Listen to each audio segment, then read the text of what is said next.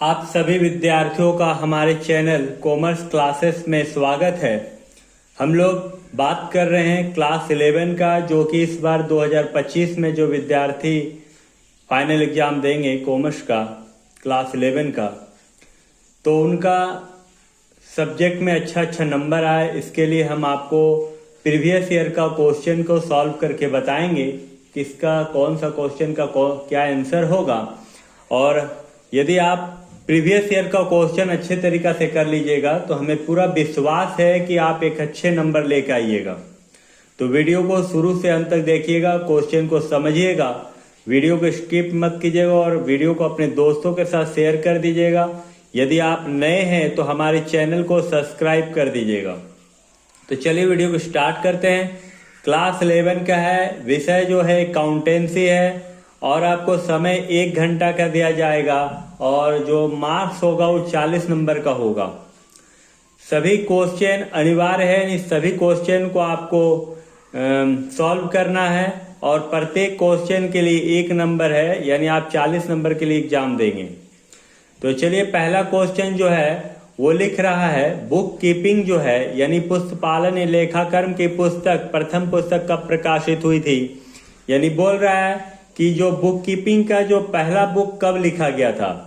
पहला ऑप्शन है 1494, दूसरा है 1498, तीसरा है 1496 और चौथा ऑप्शन यानी डी में है 1594। तो इसका सही आंसर जो होगा, जो बुक कीपिंग का पब्लिश किया गया था, वो ऑप्शन ए होगा 1494। ऑप्शन होगा 1494। दूसरा क्वेश्चन जो है वो लिख रहा है 2 लाख रुपया मूल्य का माल विक्रय के बाद, यानी आप जब माल को बेच देते हैं उसके बाद वित्तीय वर्ष के अंत में यानी फाइनेंशियल ईयर के अंत में अंतिम रहती है यानी क्लोजिंग स्टॉक आपका 10,000 रुपये का था। ये क्या है? एक घटना है, एक लेन देन है, एक लेन देन के साथ एक घटना है, ना लेन देन है ना एक घटना है। देखिए, जब आप 2 लाख रुपया का माल विक्रय के बाद वित्तीय वर्ष के अंत में आपका रह जाता है, तो ये आप माल विक्रय के बाद, तो ये एक बिजनेस ट्रांजैक्शन है, तो इसलिए ये एक लेन देन में आएगा, यानी बी ऑप्शन होगा इसका आंसर।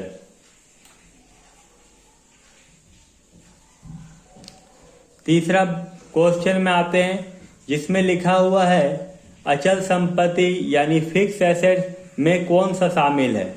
क्लोजिंग स्टॉक को हम लोग फिक्स एसेट्स बोलेंगे? नहीं, क्लोजिंग स्टॉक करंट एसेट्स में आएगा। पेमेंट इन एडवांस भी आपका करंट एसेट्स में आएगा और कैश भी करंट एसेट्स में आएगा। तो इसका सही आंसर होगा बी सी फर्नीचर, यानी फर्नीचर जो है ये आपका फिक्स एसेट्स का आंसर है। क्वेश्चन नंबर 4, निम्नलिखित में से कौन सा व्यय नहीं, यानी कौन सा खर्च नहीं है, किसको हम लोग खर्च नहीं मानते हैं, उसके बारे में बोल रहा है। सैलरी, रेंट है, परचेज है, ड्राइंग है। ये क्वेश्चन नंबर आपका 4 है और जो ड्राइंग होता है वो आरहन होता है, यानी ये व्यय नहीं है, ये पर्सनल काम के लिए है, इसलिए इसका आंसर सही होगा ड्राइंग। बाकी सारा सैलरी, रेंट और परचेज है ये आपका बिजनेस का है, इसलिए ये नहीं आएंगे। क्वेश्चन नंबर 5 लिख रहा है, क्वेश्चन नंबर 5 में एक व्यवसाय द्वारा लेखांकन के किस स्वरूप को अपनाया जाता है। लागत लेखांकन को, दूसरा फाइनेंशियल अकाउंटिंग को, तीसरा टैक्स अकाउंटिंग को, चौथा मैनेजमेंट अकाउंटिंग को। देखिए, एक बिजनेसमैन के द्वारा जिससे हिसाब किताब किया जाता है, उसका जिसमें लिखा जाता है उसको हम लोग फाइनेंशियल अकाउंटिंग कहते हैं, यानी ऑप्शन बी होगा। 6 नंबर का क्वेश्चन में लिख रहा है, स्टॉक के मूल्यांकन के संदर्भ में निम्न में से कौन सा कथन सही है, कौन सा बात सही है। पहला है कॉस्ट मूल्य यानी कॉस्ट प्राइस, लागत मूल्य पर, दूसरा बाजार मूल्य मार्केट प्राइस पे, तीसरा लागत या बाजार मूल्य दोनों में जो कम होगा यानी कॉस्ट प्राइस और market price which ever is lower, और चौथा जो है लागत बाजार मूल्य में जो दोनों में से अधिक है। तो इसका सही आंसर होगा क्वेश्चन नंबर 6 का, वो आपका सी होगा, यानी जो दोनों में से कम होगा। स्टॉक का मूल्यांकन किया जाता है, यदि आप वैल्यूएशन लगाते हैं स्टॉक का तो लागत मूल्य या बाजार मूल्य जो दोनों में से कम होगा वो आपका आंसर है, यानी option number C. Question number 7 में बोल रहा है सतत व्यवसाय अवधारणा के अनुसार व्यवसाय की इकाई चालू रहेगी, यानी जो बोल रहा है लगातार बिजनेस को हम लोग चलाते हैं, कंटिन्यू बिजनेस जो करते हैं, उस बिजनेस में व्यवसाय की इकाई चालू रहेगा, उसको क्या कहेंगे? अनिश्चित काल तक, अस्थायी रूप से या अस्थायी रूप से, या इनमें से कोई नहीं। तो क्वेश्चन नंबर 7 का जो ऑप्शन होगा सही वो अनिश्चित काल तक, मतलब उसका एक लिमिट नहीं है बिजनेस आप कब तक चलाइएगा, इसलिए इसका सही आंसर होगा option A. Question number 8, question number 8, दोहरा लेखा प्रणाली के जनक यानी आपका जो father of double entry system किसको कहा गया है? दोहरा लेखा प्रणाली के जनक लुकास पेसोली निवासी थे। ये कहाँ के थे? फ्रांस के थे, इटली के थे, ब्रिटेन के थे, अमेरिका के थे। तो क्वेश्चन नंबर 8 का सही आंसर होगा इटली के। इटली के में इनका जन्म हुआ था, वो वहां के निवासी थे लुकास पेसियोली। क्वेश्चन नंबर 9, दोहरा लेखा प्रणाली में प्रत्येक सौदे के पहलू यानी पक्ष होते हैं। कितना? 1 पक्ष होता है, 3 पक्ष होते हैं, 2 पक्ष होते हैं, 4 पक्ष होते हैं। देखिए क्वेश्चन नंबर 9 का जो होगा आंसर वो बी होगा ऑप्शन, यानी 3 पक्ष। दोहरा लेखा प्रणाली एक माल को खरीदता है, एक माल को बेचता है और एक माल को एंट्री करता है, इस हिसाब से उनका 3 पहलू होगा, यानी क्वेश्चन नंबर 9 का ऑप्शन जो है वो बी होगा। यहाँ पर अब हम लोग 10 नंबर क्वेश्चन में आते हैं। 10 नंबर क्वेश्चन में लिख रहा है लेखांकन के नकदी आधार के अंतर्गत व्यवसाय का लेखा किया जाता है, यानी जब आप नगद लेन देन करते हैं बिजनेस में तो उसके अंतर्गत किसमें लेखा किया जाता है? भुगतान किए जाने पर, देय होने पर, या माल के विक्रय होने पर, या इनमें से नहीं। तो क्वेश्चन नंबर 10 का सही ऑप्शन होगा पेमेंट होने पर। जब हम लोग माल का पेमेंट कर देते हैं तब उसके अंतर्गत व्ययों का लेखा किया जाता है। क्वेश्चन नंबर 11, मशीन का नकदी क्रय। मशीन का यदि हम लोग नगद खरीदते हैं तो क्या होता है? कुल संपत्ति को घटता है? नहीं, कुल संपत्ति में कोई परिवर्तन नहीं होता है। कुल संपत्ति में परिवर्तन नहीं होता है, या कुल संपत्ति में वृद्धि करता है, या उपयुक्त में से कोई नहीं। देखिए जब आप नगद मशीन खरीदते हैं तो कैश आपके पास से घट जाता है और एसेट्स बढ़ जाता है, इसलिए देखा जाए तो करंट एसेट्स घटेगा और फिक्स एसेट्स बढ़ जाएगा, तो बात बराबर है, एक साइड घट रहा है एक साइड बढ़ रहा, तो इसका बी ऑप्शन होगा, यानी कुल संपत्ति में कोई भी परिवर्तन नहीं होगा। 12 नंबर क्वेश्चन में बोल रहा है कि डेबिट इनमें से क्या संकेत देता है? संपत्ति में वृद्धि होने का, दायित्व में कमी होने का, या पूंजी में कमी होने का, या ये सभी। देखिए क्वेश्चन नंबर जो 12 का आंसर है वो डी होगा। यदि डेबिट इनमें से संकेत देता है, ये पूंजी दायित्व में, संपत्ति में भी वृद्धि हो सकता है, लायबिलिटीज में भी कमी होगा और पूंजी में भी कमी होगा, तो इसका ऑप्शन सही होगा डी, यानी 12 नंबर का ऑप्शन डी होगा। 13 नंबर का क्वेश्चन, 13 नंबर, अव्यवस्थित खातों को वर्गीकृत किया जा सकता है। बोलता है इम्पर्सनल अकाउंट्स जो है मे बी क्लासिफाइड इनटू, इसमें किसमें आगे किया जाता है? यानी क्वेश्चन नंबर 13 में बोलता अव्यक्तिगत खातों को वर्गीकृत किया जा सकता है किसमें? 4 भागों में, 8 भागों में, 2 भागों में, इनमें से कोई नहीं। तो 13 नंबर का ऑप्शन होगा सी, यानी 2 भागों में। देखिए इम्पर्सनल अकाउंट को 2 भाग में बांटा गया है। सबसे पहले आप समझ लीजिए अकाउंट्स को 2 भाग में बांटा गया है, पर्सनल अकाउंट, दूसरा इम्पर्सनल। पर्सनल अकाउंट को 2 भाग में बांटा गया है, artificial personal account, natural. Impersonal को 2 भाग में बांटा गया, रियल अकाउंट और नॉमिनल अकाउंट। तो यहाँ पर 2 भाग आंसर होगा, यानी ऑप्शन सी होगा। 14 नंबर क्वेश्चन, स्वामी का खाता क्या है? वास्तविक खाता है, नाम मात्र, नॉमिनल अकाउंट है, पर्सनल अकाउंट है, इनमें से कोई नहीं है। तो 14 नंबर का ऑप्शन होगा सी, व्यक्तिगत खाता यानी पर्सनल अकाउंट होगा। क्वेश्चन नंबर 15 में बोल रहा है मुन्ना को नगद बेचे गए माल के लिए डेबिट किया जाता है। किस मुन्ना को यदि हम लोग नगद माल को बेचेंगे तो डेबिट किसको करेंगे? 15 नंबर का ऑप्शन दिया है मुन्ना को रोकड़ खाता को और विक्रय खाता को, और इनमें से नहीं। जैसे मुन्ना को हम लोग माल बेचेंगे तो हम लोग माल का यानी cash account debit to sales होगा, तो डेबिट हम लोग क्या कर रहे हैं, कैश को कर रहे हैं, तो इसका सही आंसर होगा बी। 16 नंबर क्वेश्चन, व्यक्तिगत खाता का संबंध है। व्यक्तिगत खाता का संबंध किससे है? पहला परिसंपत्ति एवं देयताओं से, दूसरा व्यय और हानियों से, तीसरा ग्राहकों एवं लेनदारों से, चौथा इनमें से कोई नहीं। तो इसका सही आंसर होगा ग्राहक एवं लेनदारों से। जब आप व्यक्तिगत खाता का संबंधित पर्सनल अकाउंट ग्राहक और क्रेडिटर से होता है। क्वेश्चन नंबर 17, जर्नल तैयार करते समय उनमें कितने खाने होते हैं? देखिए जर्नल जब हम लोग एंट्री करते हैं तो उसमें 3-7 जर्नल एंट्री तैयार करते समय उनमें कितने खाने होते हैं? How many column are made while preparing in journal. यानी आप जब जर्नल एंट्री बनाते हैं तो जर्नल एंट्री में कितना खाना होता है? 7 होता है, 3 होता है, 5 होता है या 4 होता है? सबसे पहले आपका एक डेट का कॉलम होता है, दूसरा पार्टिकुलर का होता है, तीसरा LF का होता है, चौथा डेबिट अमाउंट और पांचवा क्रेडिट अमाउंट का होता है। तो इसका सही आंसर होगा सी, यानी इसमें होता है 5 कॉलम होता है। अब हम लोग आते हैं क्वेश्चन नंबर 18, अवास्तविक खाते में डेबिट शेष प्रदर्शित करता है। यदि इन नॉमिनल अकाउंट है यानी हानि वाला खाता है तो डेबिट जो बैलेंस बचता है वो क्या दिखाता है? ए नंबर में बोलता है आय, 2 नंबर में व्यय और 3 नंबर में संपत्ति, चौथा नंबर में नहीं। तो इस संपत्ति तो आता ही नहीं, आय और व्यय होता है, तो इसका सही आंसर होगा व्यय, यानी डेबिट बैलेंस हम लोगों को एक्सपेंसेस को शो करता है। 19 नंबर में बोल रहा अंतर्राज्यीय लेन देन की दशा में कर लगाया जाता है। ये एक स्टेट से दूसरे स्टेट में यदि हम लोग माल को बेचते हैं, इंटर स्टेट कहलाता है, उस समय क्या लगता है? IGST लगता है, CGST लगता है, SGST लगता है, UTGST लगता है।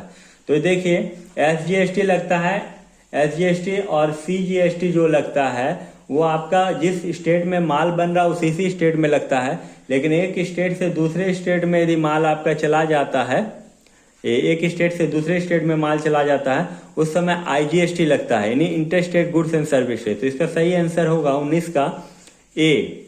20 नंबर में खाता बही क्या है? खाता बही किसको कहते हैं? सहायक बही है, स्मरिक बही मेमोरेंडम बुक्स है, प्रधान प्रिंसिपल बुक है, इनमें से कुछ नहीं है। तो 20 नंबर का जो खाता बही लेजर हम लोग होता है उसका ऑप्शन सी होगा, यानी प्रिंसिपल बुक होगा, option C principal book. Question number 21, ऋणी तथा धनी मदों को रोजनवचा के उनके खातों में खाता बही में हस्तांतरित करने की प्रक्रिया की जानी जाती है। क्या कहा जाता है? उसको हम लोग पोस्टिंग कहते हैं, परचेज कहते हैं, बैलेंसिंग अकाउंटिंग कहते हैं, या इनमें से किसी को भी नहीं कहते हैं। तो हम लोग जब एक लेजर को हम लोग पोस्टिंग करते हैं तो उसको हम लोग लेजर बनाते हैं तो उसको हम लोग खतौनी कहते हैं, यानी पोस्टिंग। इसका सही आंसर हो जाएगा ऑप्शन ए। क्वेश्चन नंबर 22 में बोल रहा प्राप्त चेक लेकिन अगले दिन जमा किया जाता है को क्या लिखा जाता है? रोकड़ बही के रोकड़ खाने में, रोकड़ बही के बैंक कॉलम में, या इनमें दोनों में, या इनमें से नहीं। देखिए आज यदि हम लोग चेक प्राप्त किए हैं और दूसरे दिन में यदि हम लोग ले जाते हैं चेक को जमा करते हैं, तब हम लोग उसको कहाँ लिखेंगे? रोकड़ बही के रोकड़ खाने में, क्योंकि उसको उस समय वो हम कैश मानते हैं उसको। इसका सही आंसर होगा 22 का ए, यानी रोकड़ बही के रोकड़ खाने में हम लोग इसको एंट्री करते हैं। क्वेश्चन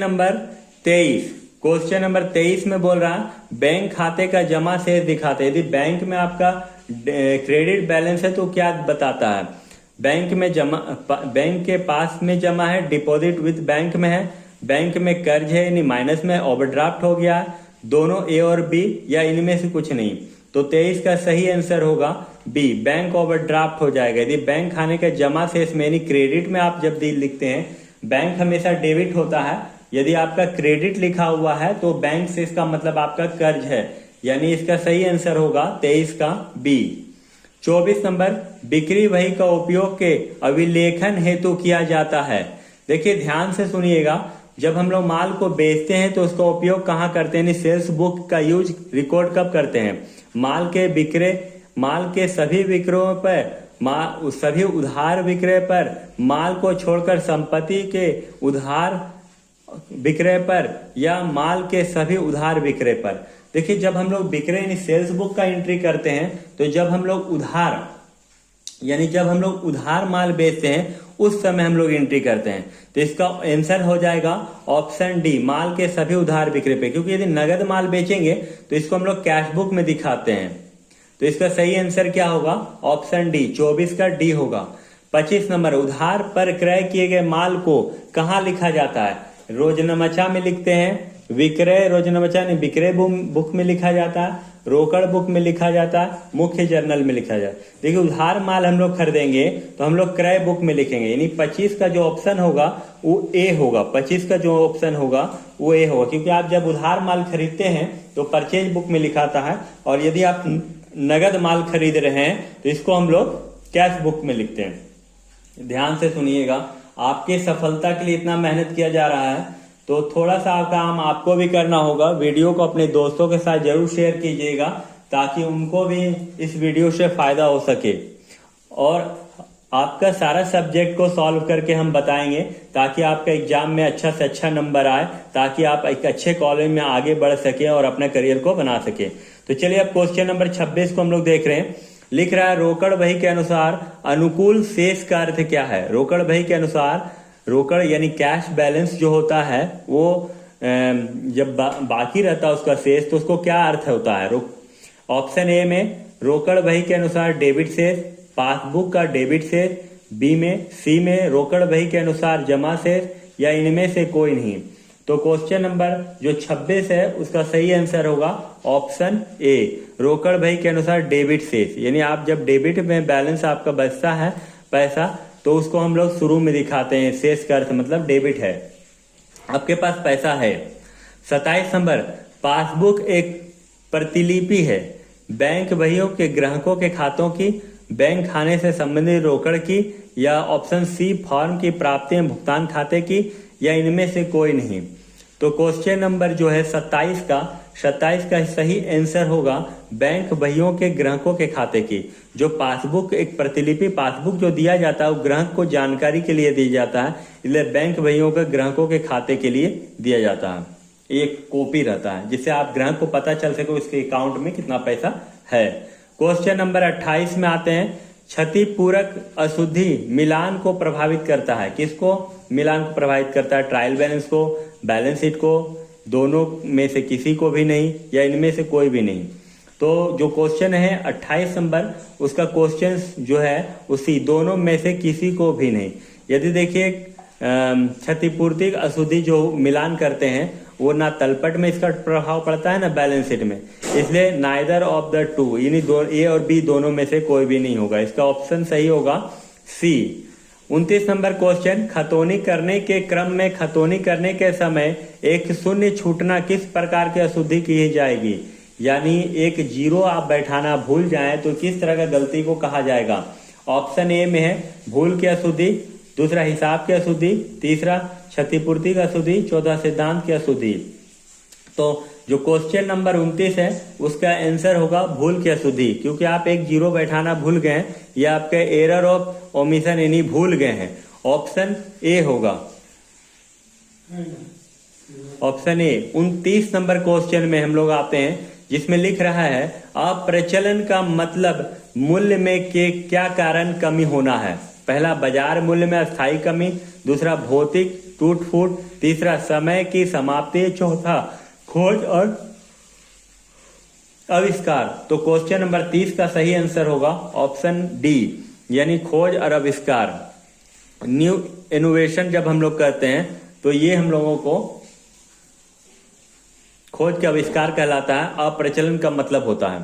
क्वेश्चन नंबर 31 में मशीन पर हरास किस तिथि से शुरू होती है? जिसकी क्रय की तिथि से, इसके उपयोग में लाए जाने की तिथि से, इसकी स्थापना की तिथि, या इनमें से कोई नहीं। तो क्वेश्चन 31 का सही आंसर होगा बी, इसके उपयोग में लाए जाने की तिथि से। जिस दिन से आप इसका उपयोग में लाते हैं उस दिन से ये आपका डेप्रिसिएशन शुरू हो जाता है। Question number 31 cancer. Question number 32 में बोल रहा है ब के खाता की जगह अ के खाते को डेबिट करना किस प्रकार की गलती है? यानी आप बी के अकाउंट को डेबिट करना था लेकिन आप ए के अकाउंट को डेबिट कर दिए। ये कौन सा गलती है?